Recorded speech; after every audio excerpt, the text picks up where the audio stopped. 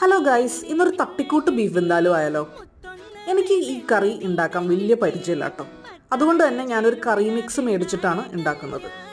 അതിനുവേണ്ടി ഫസ്റ്റ് നമ്മൾ സവാള എടുത്ത് സവാള ഗിരിഗിരി ഗിരിഗിരി സവാള ഗിരിഗിരി ഗിരിഗിരി എന്നിട്ട് അത് നൈസായിട്ട് മാറ്റി വയ്ക്കുക. എന്നിട്ട് നമ്മുടെ പോത്തെടുത്തിട്ട് ബഫലോ മീറ്റ് എടുത്തിട്ട് നന്നായിട്ട് ക്ലീൻ ചെയ്ത് റിൻസ് ചെയ്ത് ഒരു 3 പ്രാവശ്യമെങ്കിലും വാഷ് ചെയ്യണം കേട്ടോ. അതിനുശേഷം കുറച്ച് കോക്കനട്ട് ഓയിൽ, പിന്നെ കുറച്ച് സവാള, കുറച്ച് കറിവേപ്പില എല്ലാം കൂടി ഇട്ടിട്ട് നൈസായിട്ടൊന്ന് ഇതിങ്ങനെ മിക്സ് ചെയ്തെടുക്കുക. അതിനുശേഷം ഇത് നമ്മുടെ സിൻഡേഴ്സിൻ്റെ വിന്താലു മിക്സ് എടുത്തിട്ട് ഇടുക. നൈസായിട്ട് ഒന്നും കൂടി മിക്സ് ചെയ്തെടുക്കുക.